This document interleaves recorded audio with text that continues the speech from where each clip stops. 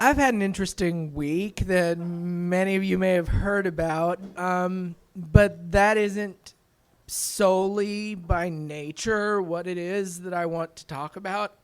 I don't want to give like a play-by-play of how I ended up in the hospital because that ended up a little bit bloody. But all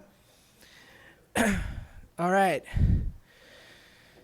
Instead, I'm gonna talk about God and fate and what I believe about stories. Perhaps I just wasn't supposed to get my hair cut last week. I made 2 hair appointments. I scheduled them with this gay-owned salon full of bitchy queens that are really mean to me. And I end up looking great. But I made the appointment. They have this very strict policy. If you cancel an appointment within 12 hours or so, you have to pay them or lose gay ranking. I'm not sure. I'm gay. But anyway, I made one appointment for a Friday. I had to call them from Piedmont, say, sorry, I'm in the emergency room. My leg is turning purple. I don't know why. Neither did the doctors. Doctors checked all the vitals. Everything seemed to be fine. Sent me home. So I made a follow-up appointment with the same salon for like Tuesday afternoon, and lo and behold, that's the day that my leg swells up 4 times the size of its usual self. And I can't walk. So I missed my appointment then too, and I tried to call them. I'm like, look, seriously? I'm actually in the hospital. I know you're not going to believe me. I thought I'd be done by now. I'm sorry. Anyway, so I was in the hospital for a couple of days. They did some tests, checked some stuff. Eventually, they used some sort of vacuum tube, cleaned out my leg, and ta-da, dancing. Anyway, so to tie in the theme of summer jobs, I will say that, no, seriously.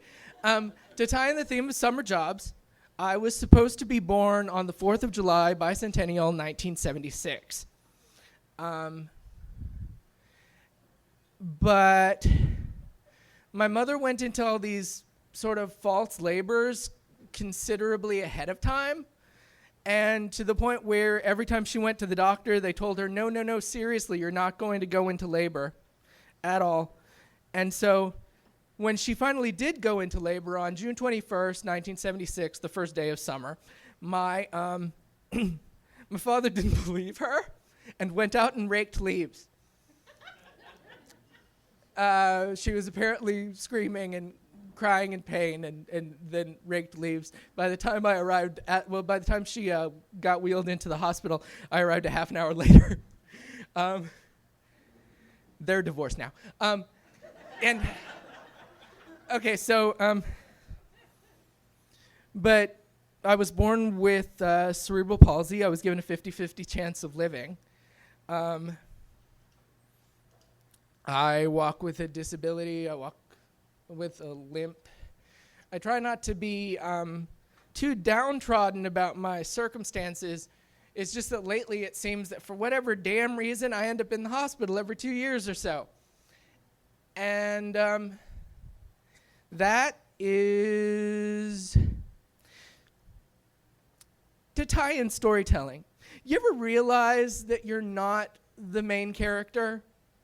That at some point you realize that you're not like the romantic leading man, that you're like the sidekick guy who's sort of funny, and then everyone tragically learns a lesson when he dies, and like he's so fragile that everybody just adores him. And, you know, he isn't the one who has the best sex. He isn't the one who, like, has the great loves. He's the sidekick that tells all the funny stuff. I believe in God. I believe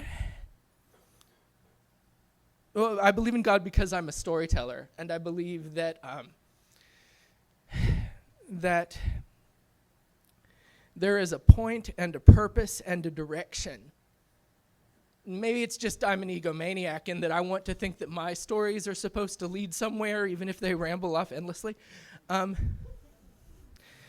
I think that God works the same way, that we don't know necessarily why things are happening.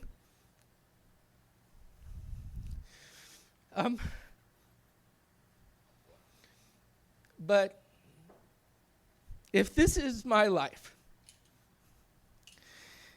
if I am alive, fully, passionately, deeply loved, cared for by this community, by my family, by everybody, if I'm that character, even if I'm not the lead character, whoever is the lead character, you're probably in the room somewhere, let me know. You probably will when you get up to tell a story. But if this is my life, then I'm fucking grateful, y'all. Thank you.